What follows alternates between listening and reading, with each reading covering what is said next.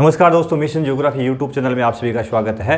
अपन देख रहे थे प्लेट विवर्तन के सिद्धांत के संदर्भ में चर्चा करेंगे। इससे पहले अपन चर्चा कर रहे थे वेगनर का महाद्वीपीय विस्थापन सिद्धांत, उसके पक्ष में तर्क है अपन ने दिया और किस प्रकार से वेगनर ने महाद्वीपों का विस्थापन है वो वहाँ किस तरह से पेंजिया पेंथालस था उसकी चर्चा अपन ने की थी। तो उससे जुड़ा हुआ अगला ही सिद्धांत है प्लेट विवर्तन की सिद्धांत, ठीक है ना। तो इसमें अब बताया जाएगा कि संपूर्ण जो स्थलखंड है हमारी जो पृथ्वी है तो उसके अंदर विभिन्न प्रकार के जो परिवर्तन होते हैं, कहीं पर्वत बनता है, कहीं पठार बनता है, कहीं मध्य महासागरीय कटक बनते हैं। तो क्यों होता है ऐसा, कहीं कंपन होता है, तो विभिन्न तरह की ये जो प्राकृतिक घटनाएं घटित होती है तो क्यों होती है उनके ऊपर अपने विचार करेंगे। यदि आप तक अपने हमारे मिशन ज्योग्राफी यूट्यूब चैनल को सब्सक्राइब नहीं किया है तो प्लीज़ सब्सक्राइब कर लें और बेल आइकन को जरूर दबा लें ताकि आपके पास में जैसे वीडियो आता है तो उसका नोटिफिकेशन आ सके। अपने लेबर असिस्टेंट और फर्स्ट ग्रेड की संपूर्ण तैयारी के लिए आप जरूर हमारे मिशन ज्योग्राफी यूट्यूब चैनल को देखते रहें, हमसे जुड़े रहें। तो अपन शुरू करते हैं आज का टॉपिक, और आज का टॉपिक है अपना प्लेट विवर्तन की।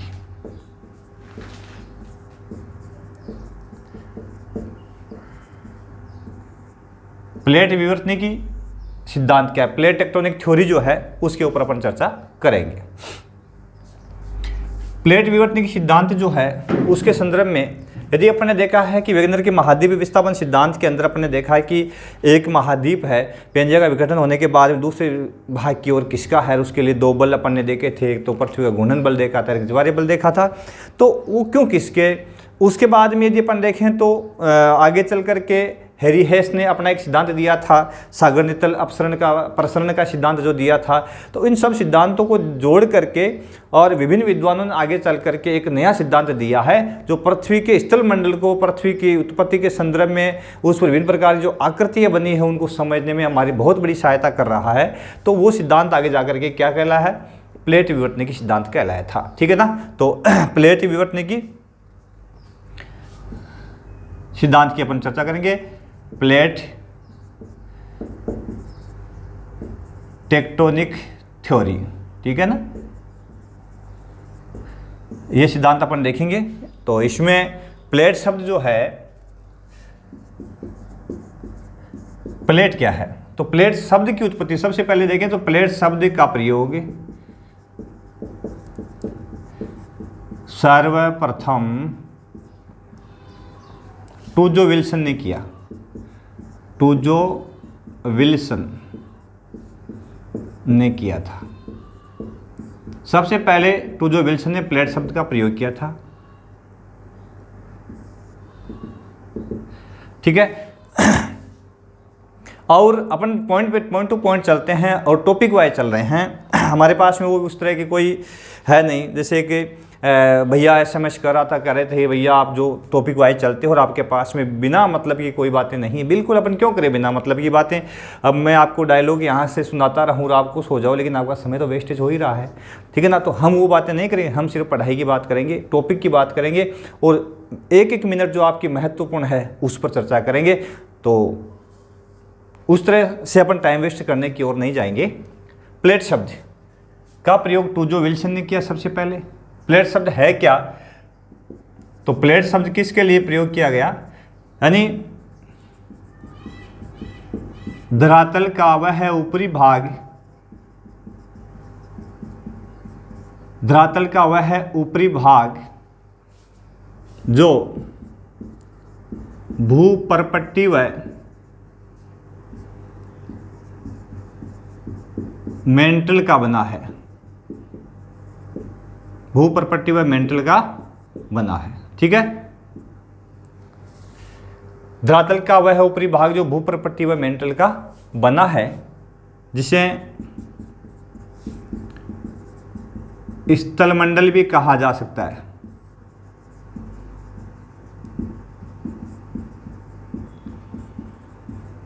प्लेट कहलाता है, प्लेट कहलाता है, यह है जी प्लेट। यानी अपन ने पृथ्वी की आंतरिक संरचना देखी थी और आंतरिक संरचना में अपन ने देखा था कि यह वाला जो भाग है यह भूपर्पट्टी ऊपर वाला और उसके नीचे अपन ने देखा था मेंटल, ठीक है ना। 2900 किलोमीटर की गहराई तक मेंटल की चर्चा अपन ने की थी। ये 100 किलोमीटर गहराई तक भूपर्पट्टी 0 से लेकर के, तो मेंटल का जो ऊपरी भाग है ये जो ऊपरी भाग है जिसमें क्रस्ट शामिल होता है उसको प्लेट कहते हैं। बड़ा स्थलखंड होता है, ठीक है ना। तो इसको अपन किस रूप से जानते हैं, ये वाला जो भाग है वो क्या कहलाता है, यहाँ से यहाँ तक का प्लेट कहलाता है। 3 प्रकार की होती है प्लेट के। कितने प्रकार? अभी 3 प्रकार। टॉपिक के अनुसार अपन साथ साथ में आप नोट भी लाइन टू लाइन करें तो अच्छा रहेगा। 3 प्रकार इसके हैं।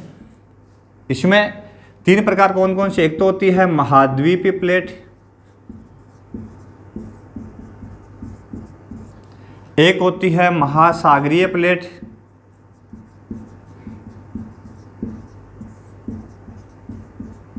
और एक होती है महाद्वीपीय, दोनों को मिला करके, ठीक है ना, महासागरीय प्लेट। तो प्लेटें कितने प्रकार की होगी? मुख्य रूप से 3 प्रकार हो गए इसके, महाद्वीपीय प्लेट, महासागरीय प्लेट और महाद्वीपीय महासागरीय प्लेट, ठीक है। तो कई प्लेटें दोनों जगह है, महाद्वीप पे भी है और महासागर में भी है, ठीक है ना। तो इसके कितने प्रकार होगी? 3 प्रकार हो गए। मुख्य रूप से अपन देखें, मुख्य रूप से मुख्य प्लेट यदि देखें तो 7 प्रमुख प्लेटों के रूप में इसको स्वीकारा है। कितने प्लेटों के रूप में? 7 प्लेटों के रूप में इसको स्वीकारा गया है। और 20 छोटी प्लेटें हमारे धरातल में पाई जाती है। 20 छोटी प्लेट और 7 बड़ी प्लेटें पाई जाती हैं। तो इन प्लेटों के संदर्भ में टूजो विल्सन ने प्लेट शब्द के लिए ये जो प्लेटें पाई जाती है, इसमें ये जो प्लेट है महासागरीय, महाद्वीपीय, महासागरीय और महाद्वीपीय, इन सब के द्वारा हमारे पृथ्वी पर होने वाला जो चेंजेज है उसको एक सिद्धांत के रूप में, प्लेटों को एक सिद्धांत के रूप में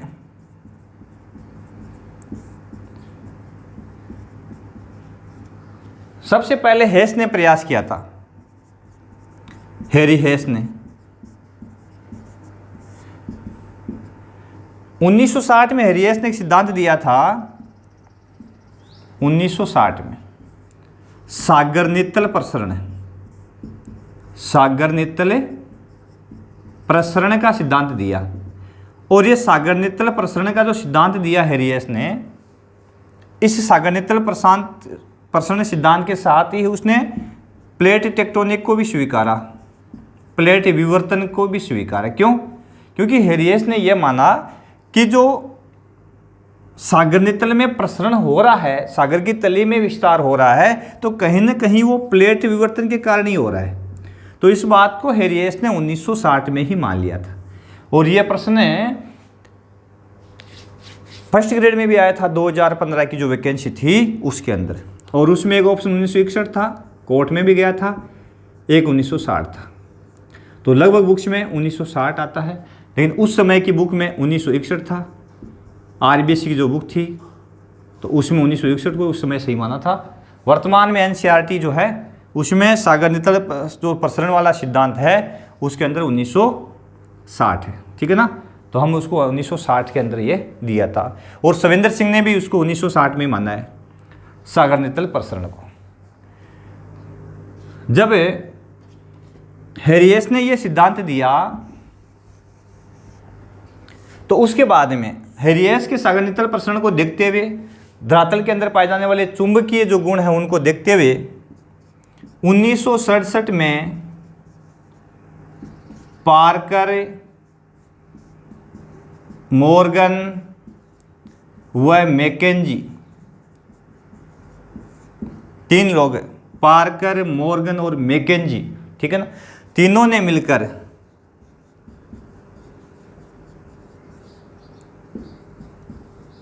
एक सिद्धांत ही बना दिया, एक थ्योरी बना दी। और वो थ्योरी जो है हेरी हेस के सागर नितल से निकली थी, वो आगे जा करके इन तीनों ने मिलकर के उसको क्या बना दिया? प्लेट टेक्टोनिक बना दिया, प्लेट विवर्तनिक सिद्धांत, प्लेट विवर्तनिकी सिद्धांत, ठीक है। तो अपन यहां देखेंगे कि प्लेट विवर्तन की सिद्धांत 1967 में दिया है पार्कर, मॉर्गन और मैकेंजी ने, ठीक है। और स्टार्ट कहाँ से होता है? हेरिहेस से। हेरिहेस का सिद्धांत कौन सा था? 1960 में दिया, सागर नित्तल का प्रसरण यहाँ से शुरू होता है। तो इस प्रकार से सिद्धांत का उद्भव हुआ और इन्होंने फिर प्लेट विवर्तन सिद्धांत के तहत क्या समझाने का प्रयास किया, मॉर्गन, मैकेंजी और पार्कर ने, कि किस प्रकार से महासागरों की तली है उसमें विस्तार हुआ है और महाद्वीप और महासागर तलीय वहाँ पे कटक बने हैं। कई तरह की बातें यहाँ पर ये समझाएंगे, देखते हैं, साथ साथ में नोट करते चले। थोड़ी क्लास डिस्टर्ब होती है तो काफ़ी लोग ऐसे हैं, कई स्टूडेंट ऐसे जो क्लास को बाद में छोड़ देते हैं कि सर पर पढ़ाएंगे नहीं भाई, ऐसा नहीं है। अपन कभी कभार डिस्टर्ब हो जाता है कई कारणों से, तो थोड़े पीछे रह जाते हैं। बाकी क्लास बंद नहीं करेंगे, श्योरली हर संभव कोशिश हमारी ये रहेगी कि आपका कोर्स कंप्लीट टॉपिक वाइज करवाया जाए। तो आप ज़रूर हमसे जुड़े रहें, भागे नहीं। क्लास छोड़ के भागोगे, इधर उधर भटकोगे तो कुछ मिलने वाला नहीं है, ठीक है ना। तो प्लेट विवर्तन के सिद्धांत में पार्कर, मॉर्गन, मैकेंजी ने 7 बड़ी प्लेटें स्वीकार की, 20 छोटी प्लेटें स्वीकार की। यहाँ भी आरबीएस की जो प्राचीन बुक थी उसमें ये 6 बड़ी प्लेटें थी, आरबीएस ने 6 माना था, एनसीईआरटी इसको 7 मानती।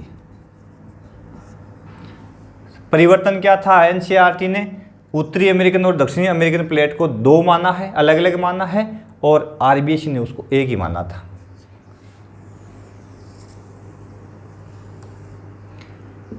यदि इसको मैं विश्व मान लेता हूँ तो अपन देखेंगे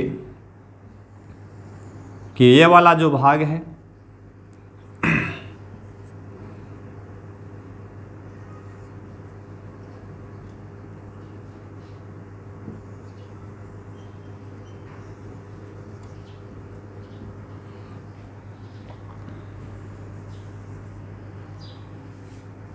इसमें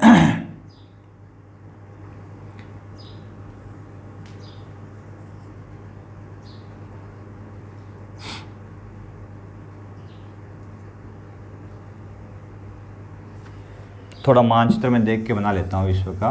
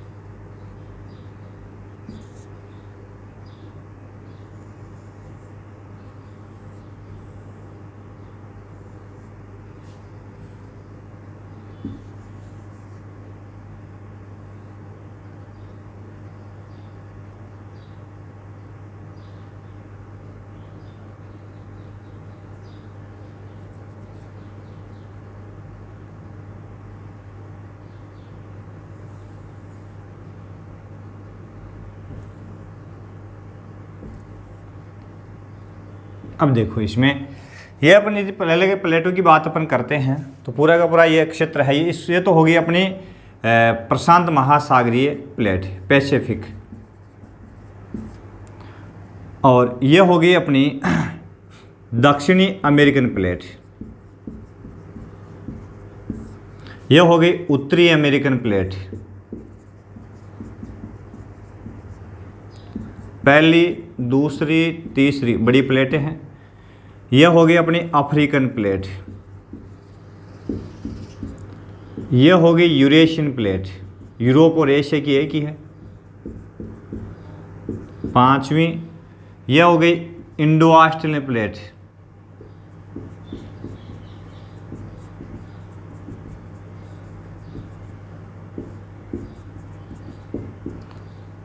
यह छठवीं हो गई अपनी, और यह अंटार्कटिक प्लेट, ये होगी जी 7 प्लेटें। ठीक है, अब ये 7 प्लेटें यहाँ पे इनसे हमारी संपूर्ण जो पृथ्वी, हमारा जो स्थलखंड है वो बना हुआ है। तो प्रमुख 7 प्लेटें कौन कौन सी हो गई? एक तो हो गई उत्तरी अमेरिकन प्लेट, दूसरी हो गई दक्षिणी अमेरिकन प्लेट,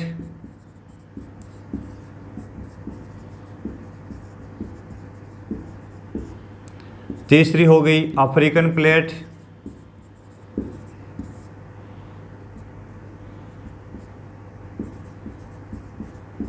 चौथी हो गई अंटार्कटिक प्लेट,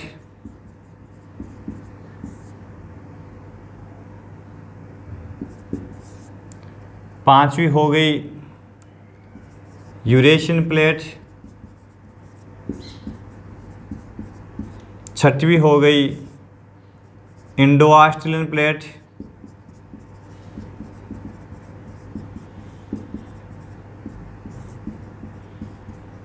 और सातवीं हो गई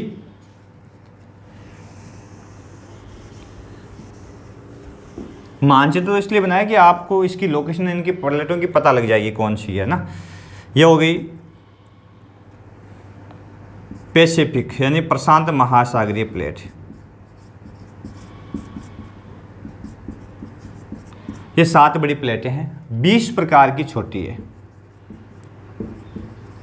छोटी छोटी प्लेटें हैं वो 20 प्रकार है। इसमें जो महत्वपूर्ण बार बार पूछी जाती है उसमें नज़का, कोकोस, फिलीपींस, स्कोशिया,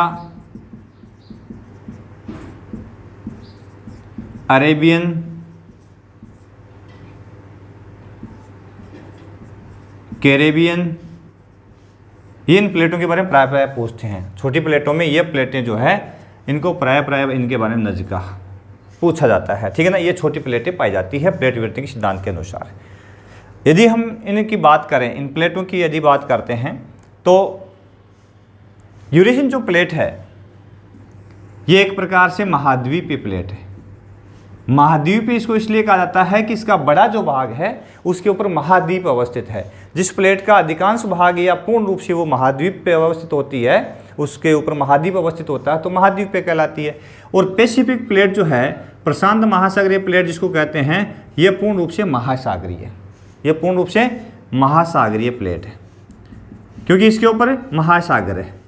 बाकी जो दक्षिणी अमेरिकन है, चाहे उत्तरी अमेरिकन है, अफ्रीकन है, इंडो ऑस्ट्रेलियन, ये महासागरीय महाद्वीपीय प्लेटें हैं। इनमें महासागरीय भी है और महाद्वीप भी पाया जाता है, ठीक है ना। बहुत बार ये जो छोटी प्लेटें हैं इनमें ये पूछते हैं भाई ये महाद्वीपीय कौन सी, इनमें महासागरीय कौन सी, या दोनों प्रकार की कौन सी, मिक्स दे दे तो यूरेशियन लगभग महाद्वीपीय है और पैसिफिक महासागरीय प्लेटें पाई जाती है। और अंटार्कटिक प्लेट जो है ये बर्फ़ से ढकी है, बर्फ़ से ढकी प्लेट है। अंटार्कटिक प्लेट जो है वो पूर्ण रूप से बर्फ़ से ढकी हुई प्लेट है, ठीक है ना। अब अपन देखें कुछ छोटी प्लेटें हैं उनके बारे में। जैसे यहाँ पे ये पैसिफिक और प्रशांत महासागरीय जो प्लेट है उनके बीच में, दक्षिणी अमेरिकन और पैसिफिक के बीच में यहाँ जो प्लेट है उसका नाम है नज़का। यहाँ ये नज़का प्लेट है। यहाँ ये छोटी प्लेट है नज़का के ऊपर कोकोस, ठीक है ना, नज़का और कोकोस। उसके बाद में ये एशिया का ये वाला जो भाग है, एशिया के इस साइड वाला जो भाग है, अफ्रीका महाद्वीप के पश्चिमी एशिया का, अफ्रीका के पूर्व में, एशिया के पश्चिम में, यूरेशियन प्लेट के दक्षिण में ये वाला जो भाग है यहाँ अरेबियन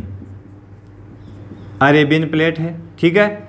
उसके बाद में जो अमेरिका जो है और बीच में ये अटलांटिक महासागर आ गया, ये अमेरिकन प्लेट आ गई यहाँ पे, ये यूरेशियन और अमेरिकन। तो इन दोनों के बीच में यहाँ जो प्लेट है, यहाँ वाली जो प्लेट है इसका नाम है कैरेबियन सागर है ना यहाँ पे, कैरेबियन प्लेट। ये छोटी प्लेट है कैरेबियन के रूप में, जो कि यहाँ अफ्रीका महाद्वीप से के पूर्वी पश्चिमी किनारे पर, उत्तर अमेरिका और दक्षिण अमेरिका के बीच के पूर्वी किनारे पर, ठीक है ना। उसके बाद में इंडो ऑस्ट्रेलियन प्लेट के ऊपर यहाँ पे फिलीपींस प्लेट, फिलिपाइन प्लेट भी इसको कहा जाता है। और ये अपनी इंडो ऑस्ट्रेलिया के बीच में ये इंडियन प्लेट यहाँ पे है त्रिभुजाकार, इंडियन प्लेट इंडो ऑस्ट्रेलियन का ही हिस्सा है, ठीक है ना। तो ये कुछ छोटी प्लेटें पाई जाती है। और दक्षिण अमेरिका के नीचे यहाँ पे एक प्लेट है, ये वाली, इसका नाम है स्कोशिया। ये जी, ये प्रमुख प्लेटें भाई। तो अपन देखिए दक्षिणी अमेरिका और पैसिफिक के बीच में नज़का प्लेट है, नज़का के ठीक ऊपर कोकोस प्लेट है, ठीक है ना। उत्तरी अमेरिकन प्लेट के दक्षिणी हिस्से और पूर्वी हिस्से के ऊपर छोर पर है कैरिबियन प्लेट। फिर अफ्रीकन प्लेट आ जाती है। अफ्रीकन के पूर्वी सिरे पर अरेबियन सी जो है उसको अरेबियन प्लेट कहते हैं, अरब का रेगिस्तान है यहाँ पे। उसके बाद में यूरेशियन प्लेट आ गई, और यूरेशियन के नीचे अपने इंडियन प्लेट है, इंडो ऑस्ट्रेलियन का हिस्सा है, ठीक है। और इंडो ऑस्ट्रेलियन के ऊपर यहाँ फिलिपाइन प्लेट है, ये वाली, ये फिलिपाइन है, और ये आ गई पैसिफिक की साइड में, पैसिफिक, ठीक है ना। इस प्रकार से ये प्लेटों का क्रम है वो पाया जाता है। 7 बड़ी और 20 से अधिक प्रकार की छोटी प्लेटें। प्रश्न प्राय इस तरह से पूछते हैं, नज़का प्लेट अवस्थित है तो पैसिफिक, ठीक है, और दक्षिणी अमेरिकन प्लेट के बीच में पैसिफिक, उत्तरी अमेरिकन प्लेट के बीच में, अफ्रीकन इंडो ऑस्ट्रेलियन के बीच में, ऐसे पूछ लेते हैं। तो आपको नज़का यहाँ अवस्थित तो पता होना चाहिए, दक्षिणी अमेरिकन और पैसिफिक के बीच में पाई जाती है। कोकोस अवस्थित है नज़का के ठीक ऊपर। इस प्रकार से यहाँ से प्रश्न पूछे तो आपको आ जाना चाहिए, ठीक है ना। तो अपन इजीली प्रश्न भी यहाँ से बनाएंगे अपन, तो आपको इजीली समझ में आ जाएगा। तो ये 7 बड़ी प्लेटें और 20 से अधिक प्रकार की छोटी प्लेटें, साथ साथ में नोट करते चलें, बेनिफिट हो जाएगा। कंटिन्यूटी रखें। काफ़ी बच्चे हैं जो एक बार जुड़े, काफ़ी ज़्यादा प्रयास भी किया, भाई पढ़ेंगे और उसके बाद में छोड़ देते हैं, तो छोड़े नहीं प्लीज़। जो टॉपिक अपने शुरू कर दिया ना उसको आप ज़रूर सुचारू रखें, तभी आगे बढ़ पाओगे। फिर तो वरना रहे वही हो जाएगा जैसे कि अब पछताए होत क्या जब चिड़िया चुग गई खेत।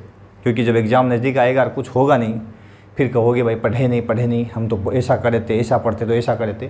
कुछ नहीं होने वाला है। कंटिन्यूटी रखें। प्लेट विवर्तन की अपन चर्चा कर रहे हैं। अब प्लेटों में गति होती है, संचलन होता है। प्लेटों में क्या होती है? गति होती है, और उस गति के कारण ही विवर्तन का मतलब है गति या हलचल होना, ठीक है ना। तो विवर्तन का अर्थ ही है हलचल या। तो इसमें 3 प्रकार की गति होती है। प्लेटों में कितने प्रकार गति होती है? 3 प्रकार की, ठीक है। पहला प्रकार जो है, अब यहां से लाइन ली, प्लेटों में गति होती है 3 प्रकार की गति होती है। पहला प्रकार है अभिसरण, दूसरा प्रकार है अपसरण, तीसरा प्रकार है क्षेपण या रूपांतरण भी कहते हैं इसको, और क्षेपण भी कहते हैं, ठीक है। कहीं इसके में लिखा होता है सीमाएं, प्लेटों की सीमाएं। अब इसमें होता क्या, देखिए ध्यान से अपन देखेंगे तो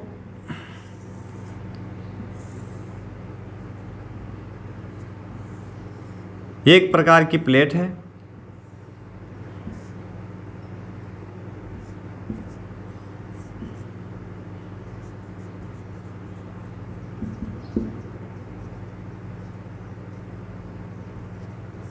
और इस प्लेट में इधर उधर गति हो रही है। एक प्लेट इस प्रकार की है,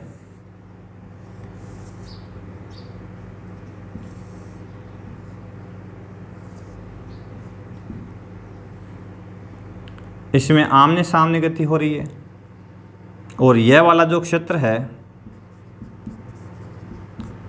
दुर्बलता मंडल जिसको कहें, मोह असांतत्य क्षेत्र है।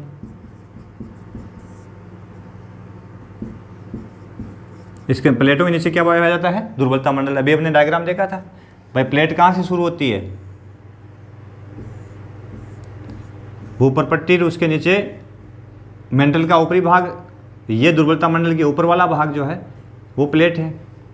इन्होंने माना था वेगनर ने कि सियाल जो है दुर्बलता मंडल को सीमा कहा और प्लेटों वाला अक्षर को सियाल कहा। तो प्लेटें किससे बनी हुई है? सियाल से बनी हुई है, सिलिका और एल्यूमिनियम से।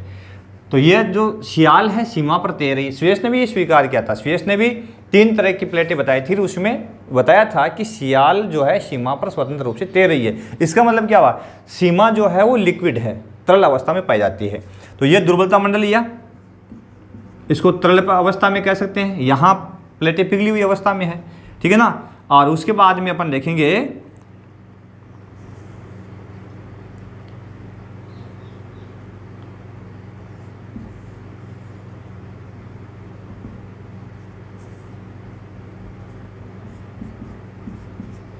तीन तरह की गतियाँ मैंने यहाँ इस डायग्राम में बता दिया आपको, ध्यान से देखिएगा।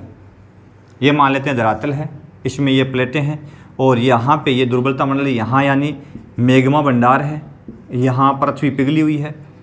लगभग ये 2900 किलोमीटर का धरातल की गहराई का क्षेत्र है। और यहाँ यह ऊपरी क्रस्ट है, यहाँ से शुरू करते हैं अपन, ठीक है ना। ये ऊपरी भाग है, क्रस्ट से शुरू करते हैं और 2900 किलोमीटर तक ये प्लेटें दुर्बलता मंडल में तैर रही है, ठीक है। अब ये प्लेटों में 3 गति बताई मैंने, अभिसरण, अपसरण और रूपांतरण।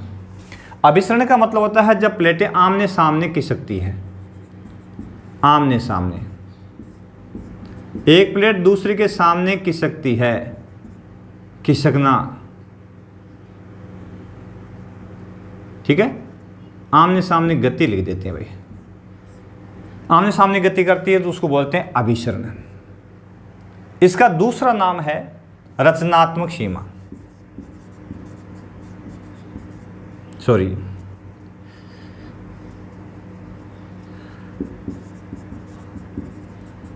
विनाशात्मक सीमा। जब आमने सामने आती है प्लेटें, जैसे ये प्लेट है, ये इस ओर आ रही है, ये इस ओर जा रही है, दोनों यहाँ मिली तो इस प्लेट का इस प्लेट पर दबाव लगा तो दूसरी प्लेट झुक करके नीचे कहाँ चली गई?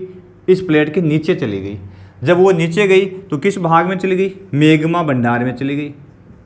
कहाँ चली गई? मैग्मा भंडार में। और मैग्मा भंडार में जाकर के ये क्या हो जाएगी? यहाँ पे इसका जो अग्रभाग है इस तरल गर्म पदार्थ के संपर्क में आएगा तो ये भी पिघल करके क्या बन जाएगा? मैग्मा बन जाएगा, यानी यहाँ ये पिघल जाएगी। तो यहाँ विनाश होता है इस प्लेट का। यहाँ क्या हो रहा है? यहाँ इस गति में विनाश हो रहा है। अभिसरण में क्या होता है? प्लेट का विनाश होता है। दूसरा, यही प्लेट जो है, यहाँ देखो, यहाँ क्या है? अपसरण है। अपसरण में क्या होता है? प्लेटें एक दूसरे के विपरीत खिसकती है, विपरीत दिशा में, विपरीत दिशा में गति करती है। किसमें? अपसरण में। इसका दूसरा नाम क्या है? रचनात्मक सीमा। तीनों को मैंने साथ इसीलिए ले गया कि ताकि आप इसमें कंपैरिजन कर सकें। तुलनात्मक अध्ययन बड़ा स्थायी होता है ना। तो आप ये ना सोच लें कि भाई ये साथ लिखाने से मिक्स नहीं है। तुलनात्मक अध्ययन बड़ा मुश्किल होता है, तो इजी हो। और यदि अपन ने इसको कर लिया तो आप आसानी से ये बिंदु आपको समझ में आ जाए, कभी भूलोगे नहीं लाइफ टाइम भी। तो यहाँ अपसरण में प्लेट एक दूसरे से दूर खिसक रही है, दूर खिसकती तो बीच में क्या पड़ गई? खाई पड़ गई। प्लेट एक इधर गई, एक इधर गई, तो बीच में क्या होगी? खाई होगी। अब खाई होगी तो खाई जहाँ से हुई है वहाँ से इस दुर्बलता मंडल से क्या ऊपर आएगा? मैग्मा ऊपर आएगा। मैग्मा ऊपर आकर के और जमा हो जाएगा और महासागरों के अंदर क्या बन जाएंगे? मध्य महासागरीय कटक बन जाएंगे, पहाड़ियाँ बन जाएगी, ठीक है ना। मैग्मा जैसे धरातल से ऊपर आ जाएगा तो क्या कहलाएगा? लावा कहलाएगा। और लावा के कटक बन करके ये पहाड़ी नुमा श्रृंखलाएं बन जाती है यहाँ पे। तो यहाँ एक नई संरचना बनी ना, मध्य महासागरीय कटक बने महासागरों में। तो विपरीत दिशा में, अपसरण में, रचनात्मक सीमा में क्या बनता है? नई चीज बनती है जब प्लेटों में अपसरण होता है, यानी विपरीत दिशा में गति होती है तब, ठीक है। और तीसरी गति है रूपांतरण सीमा, ये वाली है। इसमें क्या होता है? इसमें रूपांतरण होता है, परिवर्तन होता है। एक प्लेट दूसरी प्लेट के आमने सामने ना करके और ऊपर नीचे खिसकती है।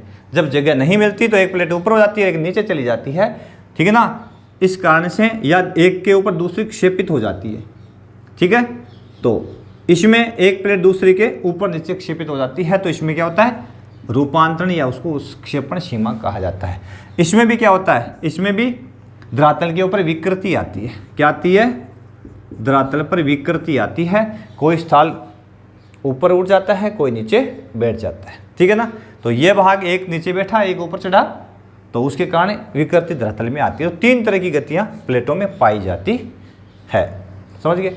अब यहाँ यदि अपन इसको पॉइंट टू पॉइंट नोट करेंगे, हालांकि समय तो खूब ही लेगा, समझ में तो आ ही गया होगा।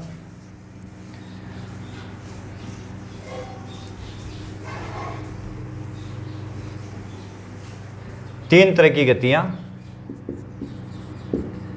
नोट कर लें। अभिसरण सीमा, ठीक है, विनाशात्मक सीमा भी कहते हैं। इसमें प्लेटें एक दूसरे के आमने सामने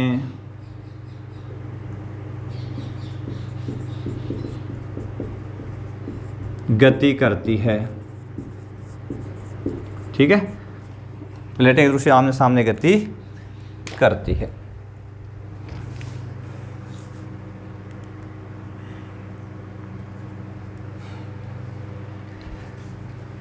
और इसका नाम विनाशात्मक, इसमें एक प्लेट का विनाश होता है, ठीक है ना। अभी देखिए अपन, एक प्लेट नीचे धंस जाती है तो वो मैग्नेटिक पिघल जाती है, तो विनाश होता है इसमें। अपसारण में सीमा, इसको रचनात्मक सीमा भी कहा जाता है, ठीक है। इसमें प्लेटें एक दूसरे के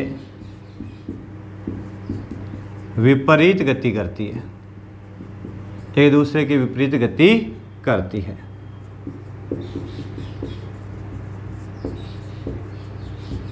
यानी अर्थात दूर हटती है। इसको दूसरा नाम क्या दे दिया? रचनात्मक, क्योंकि इसमें लावा बाहर निकल के पहाड़ियाँ बनाता है तो नई रचना होती है ना, इसलिए इसको रचनात्मक सीमा कहते हैं।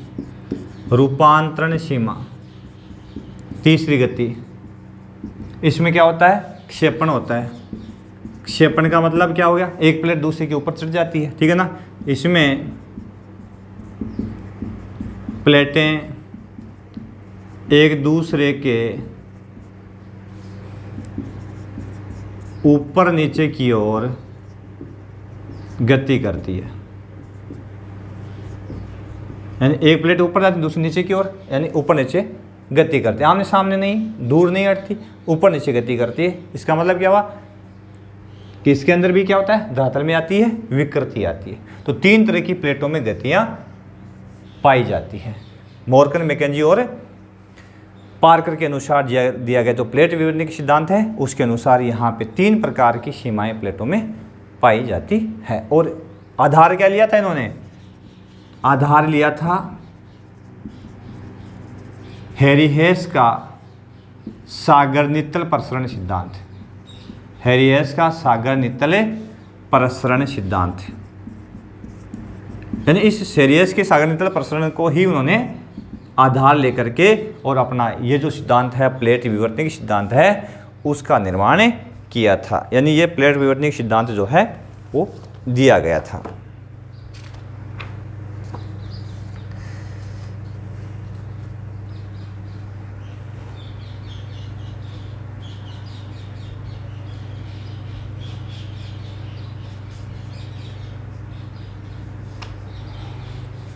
अगला बिंदु अपन देखें, इसी में जोड़ देता हूँ, ज़्यादा अलग से न कुछ करना पड़े। अगला बिंदु फिर नया शुरू करेंगे, नया टॉपिक शुरू करेंगे। Indian plate. इंडियन प्लेट जो है, यह प्लेट इंडो ऑस्ट्रेलियन प्लेट का हिस्सा है। इंडो ऑस्ट्रेलियन प्लेट का हिस्सा है, ठीक है ना। इंडो ऑस्ट्रेलियन प्लेट का हिस्सा है।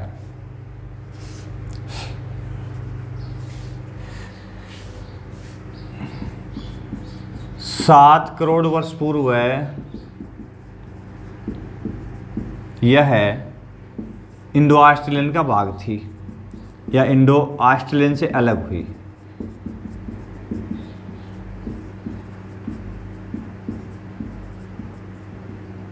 ठीक है ना। और इंडो ऑस्ट्रेलियन से अलग हुई 7 करोड़ वर्ष पूर्व। अलग होने के बाद में उत्तर की ओर किसकी, उत्तर की ओर खिसकना शुरू किया। किस प्लेट ने? इंडियन प्लेट ने। ठीक है। और धीरे धीरे आगे बढ़ करके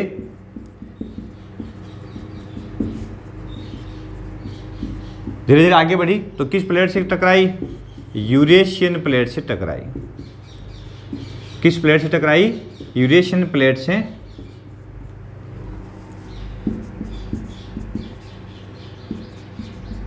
टकराई। और यूरेशियन प्लेट से टकराई तो दोनों के बीच में एक सागर था जिसका नाम था टेथिस सागर। आगे इसको पढ़ेंगे अपन, कोबर का भूषण स्थान पढ़ेंगे और हिमालय की उत्पत्ति पढ़ेंगे। ठीक है ना। तो बीच में क्या था दोनों के बीच में? टेथिस सागर। हम ठीक है ना। तो इसके ऊपर दबाव बढ़ा और टेथिस सागर दबाव बढ़ा तो यहाँ का जो मलबा था उसमें वलन पड़ा और हिमालय की उत्पत्ति हुई। हिमालय की उत्पत्ति हुई। ठीक है ना। इस प्रकार से इंडियन प्लेट जो है यूरेशियन प्लेट के टकराने से हिमालय की उत्पत्ति होती है। तो ये इसी का बिंदु है। ठीक है। अब प्लेटों में संचलन के बल, कौन कौन से बल है जिसके कारण प्लेटों में संचलन होता है? तो एक तो दे रखा है अपने सेवन धारा, 7 धाराएं। ये बल बड़ा महत्वपूर्ण 7 धारा। 7 धारा सिद्धांत दिया था 1930 में। 1930 में 7 धारा सिद्धांत दिया गया था और उसके अनुसार देखो जी कंफ्यूज हो गई थोड़ी सी। हाँ, आर्थर होम्स ने 7 धारा सिद्धांत 1930 में दिया। तो होम्स ने इस सिद्धांत के अनुसार कब दिया? 1930 में। और उसके अनुसार उन्होंने बताया कि धरातल में रेडियोधर्मी तत्व पाए जाते हैं। रेडियोधर्मी तत्व पाए जाते हैं। ठीक है। और इन तत्वों से क्या निकलती है? ऊष्मा, ऊर्जा निकलती है। किन तत्वों से? रेडियोधर्मी तत्वों से। और वो ऊर्जा जो है उसका संचार होता है। पहले भी चर्चा इसी की मैंने की है। अर्थात वो ऊर्जा एक स्थान से दूसरे स्थान की ओर चलती रहती है। इस ऊर्जा संचार से क्या होता है? अपन ने देखा है कि सियाल सीमा पे तैर रही, तो सीमा लिक्विड है तो वहाँ पे ये ऊर्जा जो काम करती है, ठीक है ना। इसके कारण क्या होता है? हमारी जो ऊपर की जो प्लेटें हैं, प्लेटों में गति होती है। प्लेटों में क्या होती है? गति होती है। तो किसके कारण होती है? 7 धारा के कारण। 7 धारा सिद्धांत 1930 में आर्थर होम्स ने दिया। तो 7 धारा के कारण एक गति होती है। और एक है उत्प्लावन बल। किसी वस्तु को अपन पानी में डुबोते हैं तो एक अंदर से पानी का प्रेशर लगता है और वो बल उस वस्तु को वापस ऊपर की ओर धकेलता है, बशर्ते कि उस वस्तु का जो आयतन और जो घनत्व है उसके नीचे के आयतन, जल का जो आयतन घनत्व उससे ज़्यादा हो, कम हो। तो उस कारण से, तो उस कंडीशन में यानी उसका आयतन ज़्यादा और घनत्व कम हो, उस कंडीशन में वो वस्तु डूबती नहीं, ऊपर की ओर आती है। तो वो जो बल लगता है पानी के अंदर, वापस वस्तु को ऊपर की ओर धकेलता है, ऊपर की ओर, पानी में ऊपर की ओर लगने वाला ना, लगने वाला बल। यह बल कौन सा है? उत्प्लावन बल है। तो इसके कारण भी इन प्लेटों में क्या हुआ? संचलन हुआ। तो ये भी एक महत्वपूर्ण बल था जिसके कारण इन प्लेटों में एक स्थान से दूसरे स्थान पर संचलन होने की बात कही। और इससे पूर्व वेगनर ने ज्वारीय बल को स्वीकार किया। चंद्रमा और सूर्य का ज्वारीय बल जो है, उस ज्वारीय बल के कारण इन प्लेटों में एक स्थान से दूसरे स्थान पर गति हुई, ऐसा विवेकानंद महोदय ने पहले भी स्वीकार कर लिया था। तो इस प्रकार से उत्प्लावन बल, ज्वारीय बल और शैवन धारा सिद्धांत, और एक होता है पृथ्वी का घूर्णन बल। ये कौन सा हो गया? पृथ्वी का घूर्णन बल। तो इन बलों के कारण माना जाता है कि इन प्लेटों में क्या हुआ? संचलन हुआ, और प्लेटें एक स्थान से दूसरे स्थान पर खिसकी, जिसके कारण उसके ऊपरी धरातल में क्या आई?